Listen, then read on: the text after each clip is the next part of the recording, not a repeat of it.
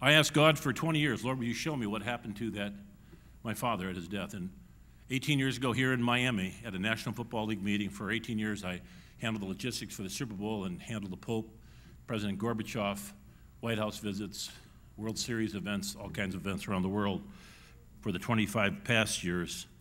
Before that, I worked for President Carter for 3 years and Vice President Humphrey. But I want to tell you something. I've seen hell. I lived it. And I also know that what helped me was Captain and Mrs. Nelson of the Salvation Army. They were my Daniel Bernard and Kathy Bernard.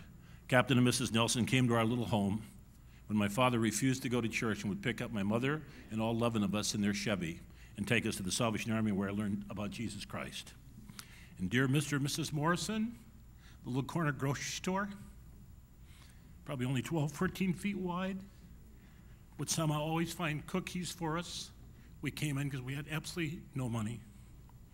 Also, dear Mrs. Ella Carlson, who went to be with the Lord last year at age 94, she would find mittens and buttons and coats inside the lost and found in their elementary school to put on my brothers and sisters and myself so we could go home without freezing to death.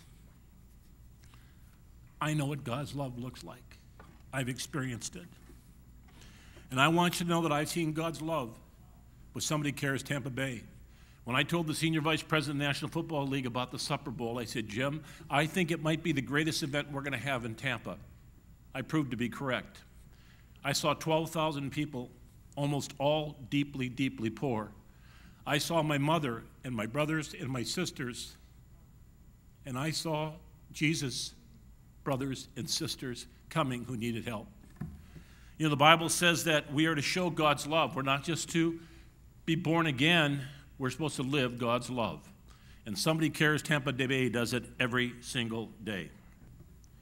In the late 1800s, when England ruled the world, a British captain lined up his men in a very dangerous outpost in India. And he lined up his men in a straight line, and he said to them the following, true story.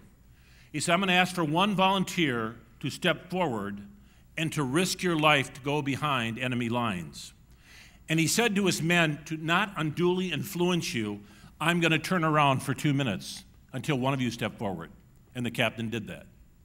But 2 minutes later, as he turned back to look at his men, what he saw angered and disgusted him, and he was in fury because all the men were in the same line.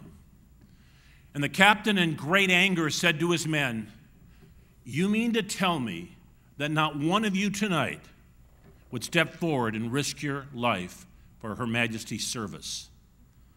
Finally, one of the enlisted men raised his hand and said, but Captain, we've all stepped forward. And tonight I'm asking you to step forward for Jesus. I wish in the Twin Cities we had Somebody Cares Minneapolis, St. Paul.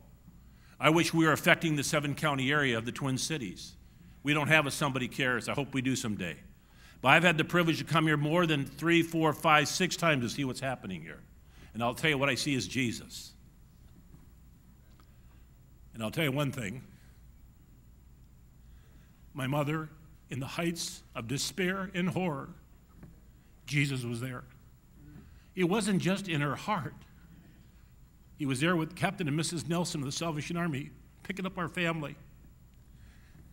Jesus was there the second Christmas of my life when I'd never seen anything for a gift except a bag of peanuts. The next Christmas, a ministry brought a truck to me. And I've made a fortune in my life, but I'll tell you one thing, that truck still is the most important thing to me. And every day they're doing it.